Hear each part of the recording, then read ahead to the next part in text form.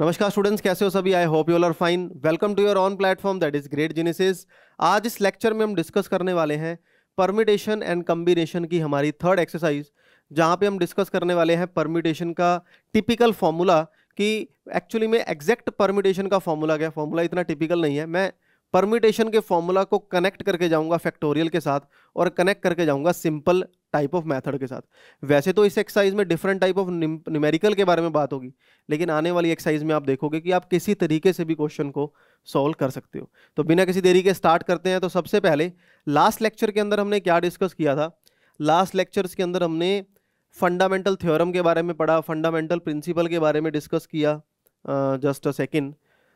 तो last lecture के अंदर हमने परमानेंट फंडामेंटल प्रिंसिपल के बारे में बात की, फंडामेंटल काउंटिंग प्रिंसिपल के बारे में बात की, स्पेशली कितने टाइप ऑफ मेथड लग करके जा सकते हैं, फैक्टोरियल की नोटेशन किस तरीके से होती है, वो सारी चीज़ें हमने डिस्कस कर ली। तो स्टार्ट करते हैं बिना किसी देरी के। इस एक्सरसाइज में हम परम्यूटेशन सीखेंगे और बी वेरी फ्रैंक, बड़े सिंपल टाइप ऑफ क्वेश्चन यहाँ पे गिवन है। एक्चुअल में परम्यूटेशन है क्या? जो हमारे फर्स्ट लेक्चर की फर्स्ट डेफिनेशन थी, that is number of ways. Number of ways is permutation. Number of ways is permutation. कितने तरीकों से किसी काम को किया जा सकता है उसको परम्यूटेशन बोला जाएगा, उसको नंबर ऑफ द वेज बोला जाएगा। अब कितने तरीकों से मैं किसी काम को कंप्लीट कर सकता हूं, इसके कहने का सीधा सीधा मतलब है कि अगर मेरे पास 3 बेंचेस हैं और मेरे पास 2 पर्सन्स हैं, मुझे इन 3 बेंचेस पे 2 पर्सन्स को बिठाना है, तो मैं कितने तरीकों से बिठाऊंगा? 3 × 2। क्योंकि पहला पर्सन सामने आया, उसको 3 सीटें दिखी, फिर दूसरा आया, उसको 2 सीटें दिखी। तो हमने इस तरीके से फर्स्ट एक्सरसाइज के अंदर 6 नंबर ऑफ द वेज के बारे में डिस्कस किया। तो क्या परम्यूटेशन का खुद का भी कोई फॉर्मूला है, या हम थियोरेटिकली ही चलाने वाले हैं, या हम फैक्टोरियल ही चलाने वाले हैं हर एक क्वेश्चंस के अंदर? नहीं, इसका परम्यूटेशन का एक एग्जैक्ट फॉर्मूला भी है। यहां पे n काउंट किया जाएगा total number of the ways को, कितने तरीके हैं करने के, कितनी चीजें गिवन है, और r काउंट किया जाएगा हमारे रिक्वायर्ड वैल्यू को, या आप कह सकते हो रैंडम वेरिएबल को। यहां पे मैं वर्ड लिख रहा हूं रैंडम वेरिएबल। अब रैंडम वेरिएबल से कहने का मतलब है कि मेरा फेवरेबल क्या है, मेरे पास कितने लोग हैं बिठाने के लिए। जैसे कि अब फॉर्मूला क्या बनता है? NPR। और NPR यानी कि परम्यूटेशन का फॉर्मूला होता है n factorial by n minus r का फैक्टोरियल, जहां पे n लेटर रिप्रेजेंट करता है total number of the blank seat, या जो भी दे रखा है r जो हमें चाहिए। अब जैसे कि यहां पे अगर मैं इसको मल्टीप्लिकेशन से ना करके परम्यूटेशन के मेथड से करता, तो मैं बोलता 3 तो मेरे पास टोटल सीट्स हैं, परम्यूटेशन बिठाने के लिए मेरे पास सिर्फ 2 ही लोग हैं। तो 3p2 का मीनिंग मेरे पास क्या बन करके आएगा? 3 फैक्टोरियल बाय में n माइनस r, 3 माइनस में 2, 1 फैक्टोरियल। तो आंसर कितना हो जाएगा? 3 × 2 विच इज इक्वल टू 6। अब यहाँ पे क्लियर कट एक क्वेश्चन मैं बिल्कुल मेथड से निकाल करके आपको दिखाता हूँ कि एक्चुअली में ये हो क्या रहा है, कितने तरीकों से क्वेश्चन को किया जा सकता है। तो पहला मेथड होगा दैट इज सिंपल मेथड, दूसरा मेथड होगा फैक्टोरियल मेथड, और थर्ड हमारे पास जो मेथड बन के आएगा that is equal to the permutation method. Answer same रहेगा। क्वेश्चन में आपको ही ढूंढना है किस तरीके से आप क्वेश्चन को अच्छे से सॉल्व करने वाले हो। आ जाओ जी। फर्स्ट क्वेश्चन क्या है, पहले क्वेश्चन को समझते हैं। ये कहता है कि 1 2 3 4 5 सीट्स हैं। इन 5 सीट्स पे हमें 4 पर्सन्स को सीटिंग देनी है। तो मैं कितने तरीकों से इन 4 पर्सन्स को सीट पे बिठा सकता हूं, मुझे यहाँ पे ये परम्यूटेशन निकाल के दिखाना है। तो पहली बात, अगर मैं सिंपल वे में बात करूं, 4 पर्सन्स हैं, मैं यहाँ पे अगर इसको और इजी कर दूं क्वेश्चन को, मैं एक सीट ही वैनिश कर रहा हूं। 4 पर्सन्स हैं और सीटें कितनी हैं? 4 ही हैं। पहला पर्सन सामने आया, उसको 4 सीटें खाली दिख रही हैं, तो वो कहीं भी बैठ सकता है, उसकी मर्जी है। नेक्स्ट पर्सन सामने आया, उसको 3 सीटें खाली दिख रही हैं। नेक्स्ट पर्सन सामने आया, उसको 2 सीट्स खाली दिख रही हैं। नेक्स्ट पर्सन सामने आया, उसको एक ही सीट खाली दिख रही है, तो total number of the ways कितने हो गए? 24। यानी कि 24 मेथड से ये टास्क को कंप्लीट किया जा सकता है। अगर मैं बात करूं फैक्टोरियल की, फैक्टोरियल कहता है 4 ही सीट्स हैं, 4 ही लोग हैं, 4 फैक्टोरियल लगा दो। 4 फैक्टोरियल का मतलब क्या हो गया? 24, बिकॉज 4 इंटू 3 इंटू 2 इंटू 1, घूम फिर के आंसर कितना आया? वही आया। परमिटेशन कहता है, परमिटेशन कहता है हमारे पास कि अगर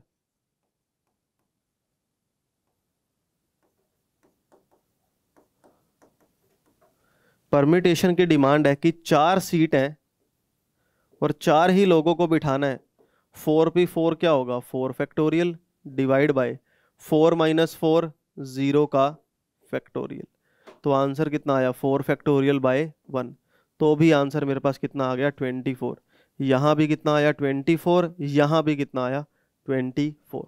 तो आई होप आपको अच्छे से डाउट क्लियर हुआ होगा, कॉन्सेप्ट अच्छे से समझ आया होगा। नेक्स्ट हमें कह रहा है permutation when all the objects are distinct.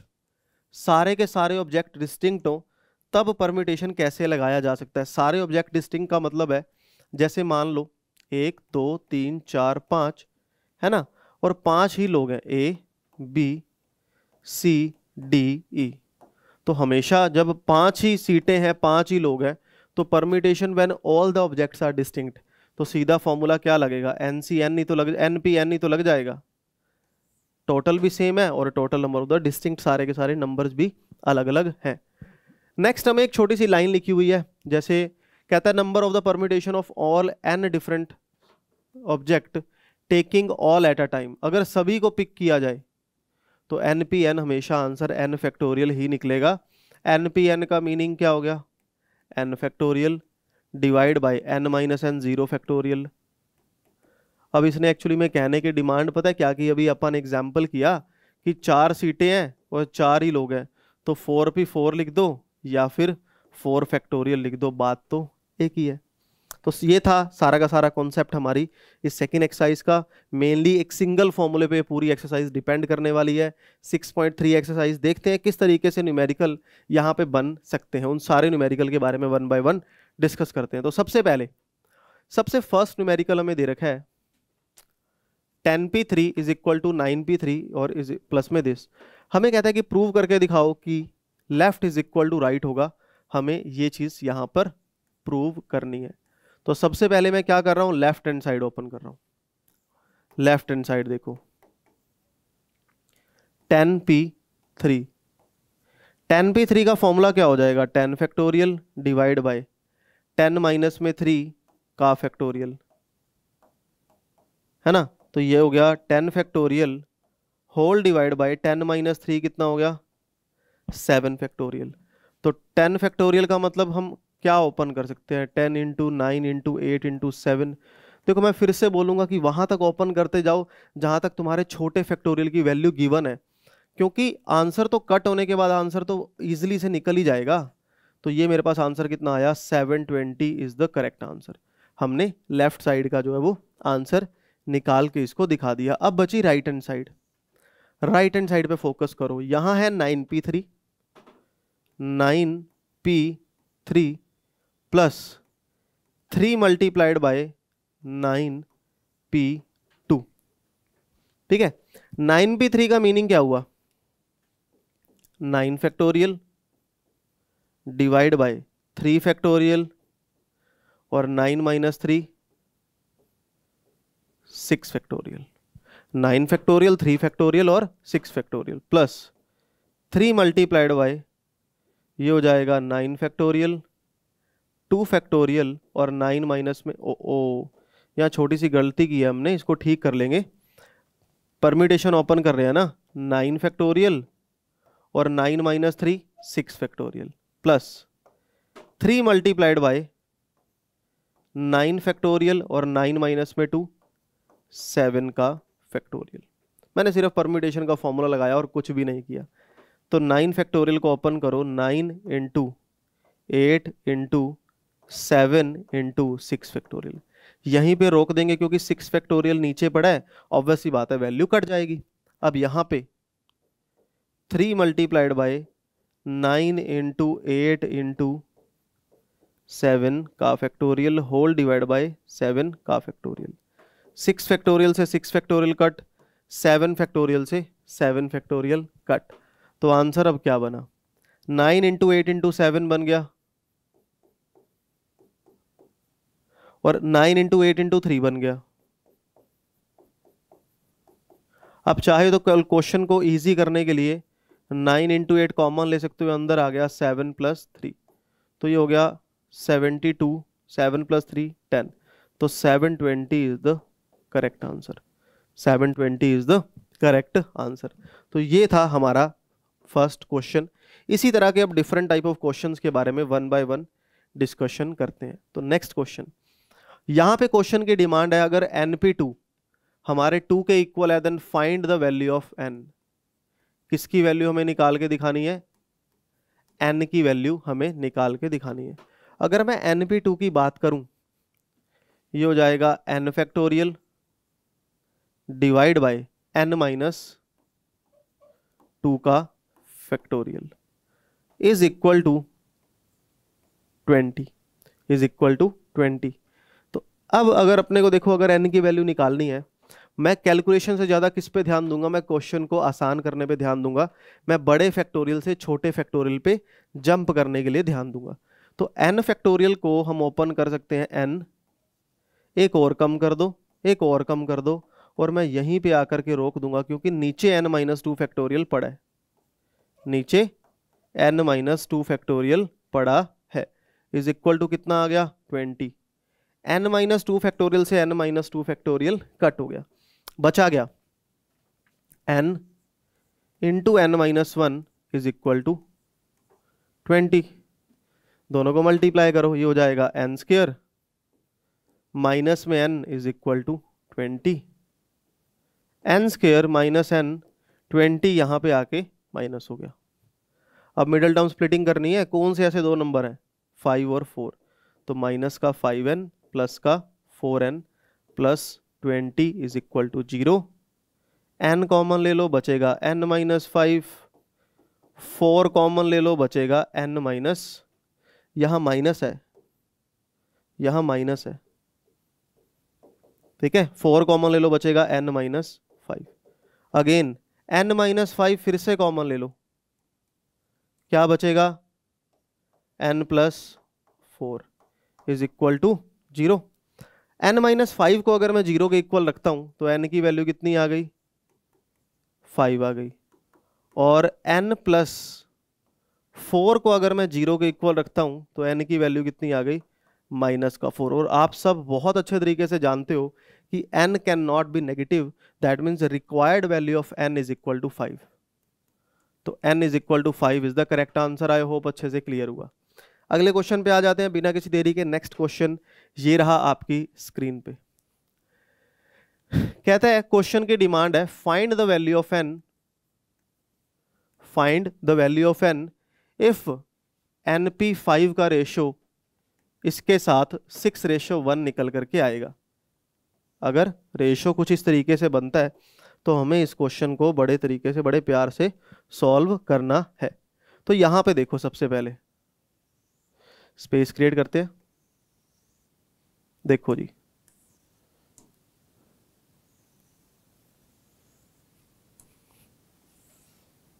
Now यहां देखो, सबसे पहले हमें जो स्टेटमेंट दे रखी है वो है np5 ratio n-1 p4 equal है 6:1 के, यही है। अगर अपने को n निकालना है तो ऑब्वियस ही बात है, यहाँ पे परम्यूटेशन का फॉर्मूला तो ओपन करना पड़ेगा। अब फैक्टोरियल np5 का मतलब क्या होता है, n factorial divide bye n-5 का फैक्टोरियल, n फैक्टोरियल n-5 का factorial whole divide bye n-1 p4 का मतलब ऊपर वाले का फैक्टोरियल, मतलब n-1 का factorial whole divide bye n-1 - 4, n-1 - 4 का फैक्टोरियल, और इक्वल टू में क्या पड़ा है 6:1 यानी कि 6/1। यहां तक क्लियर, यहां तक बिल्कुल क्लियर। अब आ जाओ, n factorial by n minus 5 factorial, ये पड़ा रहने दो, ये पड़ा है, और n माइनस 5 का फैक्टोरियल भी गिवन है, whole divide by n minus 1 factorial को पड़ा रहने देते हैं, और नीचे हमारे पास स्टेटमेंट आ जाएगी n माइनस 5 का फैक्टोरियल। क्यों मैंने नीचे वाली स्टेटमेंट ऐसे लिखी, ध्यान से देखो, 4 माइनस 1 है ना, -4 माइनस 1, तो माइनस का 5 कर दिया। अब ऊपर वाली स्टेटमेंट को पड़ा रहने दो, n माइनस 5 फैक्टोरियल को पड़ा रहने दो, ये ऊपर जाके हो गया n माइनस में 5 factorial whole divide by n का फैक्टोरियल, तो 6 बाय में 1 इज द करेक्ट आंसर। ये अब आ गया। अब अपने को सिर्फ और सिर्फ n की वैल्यू पे कंसंट्रेट करना है। ये वैल्यू इससे कट हो गई, और ऊपर मेरे पास n था, नीचे n माइनस 1 था, नीचे क्या वैल्यू गिवन थी, n माइनस। अब देखो n फैक्टोरियल बड़ा है या n माइनस 1 फैक्टोरियल बड़ा है, n बड़ा है, तो ऊपर वाले फैक्टोरियल को कुछ इस तरीके से सॉल्व किया जाएगा। ये आ गया ना, ये आ गया 6 बाय 1, 6 बाय 1। तो अब कट हो गई value, n is equal to कितना आ गया, 6, तो n is equal to 6 is the correct answer. ये मेरे पास इसका क्या हो जाएगा, करेक्ट आंसर। आई होप अच्छे से क्लियर हुआ। यही तो आंसर निकालना था, आंसर निकाल दिया। क्लियर। आ जाते हैं अगले क्वेश्चन पे। देखो कहाँ गया, ये रहा। नाउ क्वेश्चन की डिमांड अब इसने थोड़ी सी चेंज कर दी। पहले ये किसकी डिमांड करता था, n की, अब कह रहा है find the value of r such that ये दोनों आपस में इक्वल है। तो 10pr का मतलब क्या हुआ, 10pr इज इक्वल टू दे रखा है डबल ऑफ 9pr। हमें r की वैल्यू निकालनी है। देखो अगर MCQ क्वेश्चन होता हम सीधा r पुट कर देते, आंसर आ जाता। अब यहाँ पे 10pr का मतलब है 10 फैक्टोरियल बाय 10 माइनस r का फैक्टोरियल, और 2 मल्टीप्लाइड बाय इसका मतलब है 9 का फैक्टोरियल और 9 माइनस r का फैक्टोरियल। यहाँ तक क्लियर है। अब देखो 10 फैक्टोरियल और 9, पहले तो ना सबसे पहले लाइक टर्म्स ढूंढने की कोशिश करो। लाइक से मेरे कहने का मतलब है कि कौन किस वैल्यू से कट होने वाला है। मुझे पता है 10 फैक्टोरियल और 9 फैक्टोरियल में कुछ रिलेशन बनेगा, इन दोनों में कुछ रिलेशन बनेगा, तो मैं इनमें से छोटी और बड़ी वैल्यू को चूज करूंगा। कैसे, देखो 10 factorial can be written as 10 into में 9 का फैक्टोरियल, यहीं पे मैं रोक दूंगा। क्यों, क्योंकि मुझे 9 फैक्टोरियल गिवन है। 10 माइनस आर और 9 माइनस आर में से कौन बड़ा है, 10 माइनस आर बड़ा है, तो 10 माइनस आर को ओपन कर दो, एक और कम कर दो, 9 माइनस आर बनेगा, इस पे फैक्टोरियल लगा दो। इक्वल टू में आ गया 2 मल्टीप्लाइड बाय 9 का फैक्टोरियल और whole divide by 9 minus r का फैक्टोरियल। क्लियर वाली बात है यहाँ पे। अब देखो ये वैल्यू इससे कट हो गई, 9 फैक्टोरियल 9 फैक्टोरियल से कट हो गया, आंसर बचा 10 divide by 10 minus r is equal to में आंसर आ गया 2। तो क्रॉस मल्टीप्लाई कर दो, ये हो जाएगा 10, 10 इंटू 2 20 माइनस में 2r, 2r यहां पे आके पॉजिटिव हो गया, माइनस में 10, 10 20 माइनस 10 10 हो गया, 2 यहां पे आके डिवाइड हो गया, तो r की रिक्वायर्ड वैल्यू कितनी आ गई, 5। तो value of r is equal to 5। Clear है यहाँ पे। ये था हमारा last third question. Now last second question of today's video. Again similar question दे रखा है, बस थोड़ा सा क्वेश्चन का यहाँ पर लेवल बदल दिया गया है। वो कहता है find the value of r, find the value of r such that ये दोनों आपस में इक्वल है। हमें r की वैल्यू निकाल के दिखानी है। देखो स्टेटमेंट क्या है, 5 4p r is equal to 6 5p r minus 1। अगर ये आपस में इक्वल हैं तो find the value of r, ये क्वेश्चन की डिमांड है। देखो किस तरीके से होगा, ओपन करना है, जितना इजी हो पाएगा हम क्वेश्चन को इजी करेंगे। तो ये हो जाएगा 5, 4p r का मतलब है 4 factorial divide by 4 minus r का factorial is equal to 6 5 factorial और 5 माइनस r माइनस 1 का फैक्टोरियल। तो ये मैंने इस तरीके से ओपन कर दिया, फॉर्मूला को लिख दिया। अब यहां पे सबसे पहले 5 पड़ा है, पड़ा रहने दो। मुझे पता है 4 फैक्टोरियल और 6 फैक्टोरियल, 5 फैक्टोरियल ये आपस में यही कटेंगे। 4 फैक्टोरियल छोटा है, पड़ा रहने दो। 4 माइनस आर छोटा है या 6 माइनस आर छोटा है? 4 माइनस आर छोटा, तो उसको बदलेंगे। तो यानी कि 4 माइनस आर फैक्टोरियल भी पड़ा रहेगा, is equal to 6 whole multiplied by 5 factorial को लिख दो 5 इंटू में 4 फैक्टोरियल, इसको लिख दो 6 माइनस में आर, 5 माइनस में आर, 4 माइनस में आर का फैक्टोरियल। ये हो गया जी, क्लियर। अब देखो 4 फैक्टोरियल से 4 फैक्टोरियल कट हो गया, 4 माइनस आर फैक्टोरियल से 4 माइनस आर फैक्टोरियल कट हो गया। बची हुई वैल्यू क्या रहेगी? 5 यहां पे पड़ा है, पड़ा रहने दो। 5 पड़ा है, पड़ा रहने दो। 6 5 जा 30, 6 5 जा 30 पड़ा रहने दो। 6 माइनस आर और 5 माइनस आर, 6 माइनस आर और 5 माइनस आर, ये पड़ा है, पड़ा रहेगा। 5 को पड़ा रहने दो, इज इक्वल टू में 30 डिवाइड बाय, इन दोनों की मल्टीप्लाई कर दो। 6 5 जा 30, 6 इंटू आर माइनस का 6 आर, माइनस का 5 आर और minus r into r plus का आर स्क्वायर, ये हो गया। अब देखो 5 6 जा 30 हो गया। ये पूरी स्टेटमेंट ऊपर चलेगी। 30 माइनस में 6 आर माइनस में 5 आर प्लस का r square is equal to 6। Clear. अब जो वैल्यू बच गई उसको हम लिख देते हैं। क्या बचेगा? 30 माइनस में 11 आर, 30 माइनस में 11 r plus r square is equal to 6, plus r square is equal to 6। तो स्टेटमेंट आ गई आर का स्क्वायर माइनस में 11 आर, 6 यहां पे आके माइनस हो गया, तो ये बच गया आर का स्क्वायर माइनस में 11 आर प्लस का 24 इज इक्वल टू 0। कौन से ऐसे दो नंबर है जिनकी मल्टीप्लाई 24 है प्लस माइनस 11 है? 24 ही बचा ना यहाँ पे। कौन से ऐसे दो नंबर हैं जिनकी मल्टीप्लाई 24 है? 6 6 के 24, यहाँ पे 11 10 आना चाहिए, नहीं आ रहा। चलो, और इसके अलावा कुछ statement? 6 minus r 5 minus r, और कोई स्टेटमेंट? और कोई स्टेटमेंट? 12 और 2 बिल्कुल भी नहीं आ रहा, और 6 5 30 नहीं। फिर एक बार कैलकुलेशन चेक करते हैं। 5 4 पी आर का मतलब है दिस, 6 5 पी आर का मतलब है दिस, 5 माइनस आर प्लस 1, तो ये हो गया 6 माइनस आर को हमने लिख दिया 6 माइनस आर, ये कट गया, ये वैल्यू कट गई। 5 इज इक्वल टू 30, यहाँ बच गया 6 ओनली, बिल्कुल करेक्ट आंसर है। प्लस का आर स्क्वायर माइनस का 5 आर और प्लस का 30। स्टेटमेंट आ गई 30 माइनस में 6 आर माइनस का 5 r plus r square is equal to 6। 6 यहाँ पे आके हमने माइनस कर दिया। यहाँ तक बिल्कुल स्टेटमेंट करेक्ट है, यहाँ तक बिल्कुल स्टेटमेंट हमारी करेक्ट बन रही है।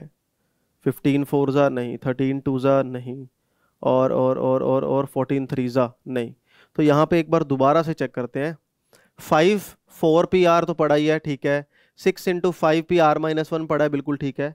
4 पी आर का मतलब है 4 factorial by 4 minus r, 5 factorial by 5 minus r plus 1, ये हो जाएगा 6 माइनस आर का फैक्टोरियल, जिसको हमने 4 माइनस आर तक ओपन कर दिया। ये भी कट हो गया, 4 फैक्टोरियल से कट, 5 से 5 कट हो गया एक तरह से।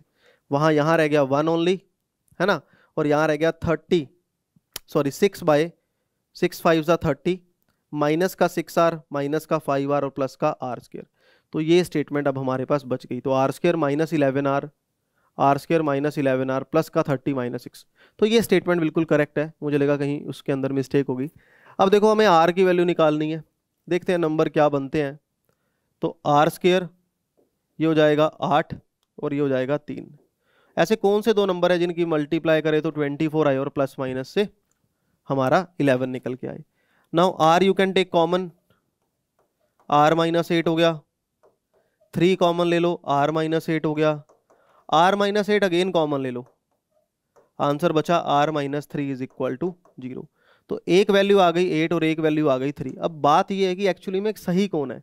ध्यान से देखो, अगर मैं यहाँ पे r को 8 पुट कर दूं, हाउ इज इट पॉसिबल कि n की वैल्यू r से छोटी हो जाएगी? नहीं ना। तो 8 is the incorrect option, 3 is the correct option. I hope अच्छे से क्लियर हुआ। ये थे हमारा आज की वीडियो का last question, last second question. Last question अब हमें दे रखा है उसी तरीके से, रेशो जो है ना परम्यूटेशन का, दो वैल्यू के रेशो के इक्वल है, हमें r की वैल्यू निकालनी है। सिमिलर क्वेश्चन है, बस थोड़ा सा क्वेश्चन का यहाँ पे लेवल इसने अप कर दिया। देखते हैं किस तरीके से आंसर होगा। सारा का सारा कैलकुलेशन है, न्यूमेरिकल आप खुद से ट्राई कर लेना तो बहुत अच्छी बात है। देखो तो क्या गिवन है यहाँ पे, 10p r+1 ratio 11p r 30:11, 30:11।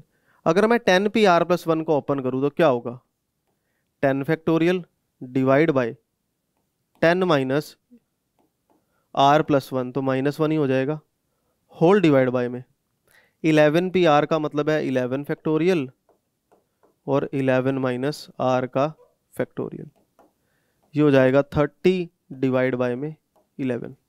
ठीक है, हमने इस तरीके से ओपन कर दी वैल्यू। तो 10 फैक्टोरियल तो ऊपर 10 फैक्टोरियल तो ऊपर मेरे पास पड़ा ही है, 10 फैक्टोरियल तो मेरे पास ऊपर पड़ा ही है। ठीक है, 10 माइनस r माइनस का 1 कितना हो गया, 11 minus r factorial, whole divide by 11 by में 11 माइनस r फैक्टोरियल, ये भी पड़ा है, और ये है 9। यहां पे क्या बचा एक्चुअली में, 10 factorial divide by 9 minus r का फैक्टोरियल, ये बचा हुआ है, और इधर है 30 बाय में 11। ठीक है, अब देखो 10 फैक्टोरियल पड़ा रहने दो, 9 माइनस में r का फैक्टोरियल पड़ा रहने दो, इधर से 11 माइनस r फैक्टोरियल को पड़ा रहने देते हैं, 11 फैक्टोरियल पड़ा रहने देते हैं, 30 बाय में 11 आ गया। अब अगर मैं यहाँ पे फैक्टोरियल को छोटी नोटेशन में ओपन करता हूँ, 10 और 11 में से बड़ा कौन है, 11, तो ये 10 फैक्टोरियल पड़ा है, और 11 की जगह हमने लिख दिया 11 फैक्टोरियल की जगह ये, है ना। 11 माइनस आर और 9 माइनस आर में से 11 माइनस आर बड़ा है, तो इस वाली वैल्यू को पड़ी रहने दो, ये हो जाएगा 11 minus r, 10 minus r, 9 minus r का फैक्टोरियल इज इक्वल टू में 30 बाय 11। यहाँ तक किसी को कोई भी प्रॉब्लम नहीं। तो 9 माइनस आर फैक्टोरियल से ये कट गया, 10 फैक्टोरियल से ये वैल्यू कट गई, बची हुई वैल्यू आ गई, वही आर का आंसर देगी। देखो कैसे, 11 माइनस आर, 10 माइनस आर, ये जो 11 है इसको ऊपर ले जाओ, 11 से 11 कट हो गया, 30 बच गया, यहां आ गया 110 माइनस 11r माइनस का 10r प्लस का r square is equal to 30।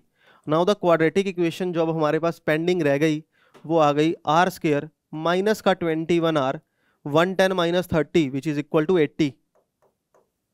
कौन से ऐसे दो नंबर है जिनकी मल्टीप्लाई करें तो 21 आता है और प्लस माइनस करें तो 80 आता है ना। 16 एंड 5, तो माइनस का 16r माइनस का 5r प्लस का 80। अब जैसे ही इसमें से r कॉमन लोगे बचेगा r माइनस 16, माइनस 5 कॉमन लोगे बचेगा r माइनस 16। एक जगह से r की वैल्यू आ गई 16 और एक जगह से 5। तो अब 16 और 5 में से कौन सा ऑप्शन करेक्ट है, थोड़ा सा नजर डालो इस पे। हाउ इज इट पॉसिबल कि n की वैल्यू r से छोटी हो जाएगी, विच इज नॉट पॉसिबल। तो 16 को करो neglect and 5 is the correct answer. तो आज की इस वीडियो के अंदर हमने देखा कि किस तरीके से परम्यूटेशन के फॉर्मूला से डायरेक्ट क्वेश्चन निकाले जा सकते हैं, जहां पे सिर्फ एक ही फॉर्मूला आपके पास चला, जो फॉर्मूला मेरे पास क्या था, दैट इज परम्यूटेशन का फॉर्मूला, है ना, कि नंबर ऑफ द वेज या परम्यूटेशन निकालना हो, चाहे वो रिस्ट्रिक्टेड हो चाहे वो आपके पास n और r की वैल्यू किसी मर्जी वैल्यू में दे रखी हो। तो डायरेक्ट टिपिकल फॉर्मूला से किस तरीके से क्वेश्चन बन सकते हैं उनके बारे में बात हमने आज के लेक्चर के अंदर की।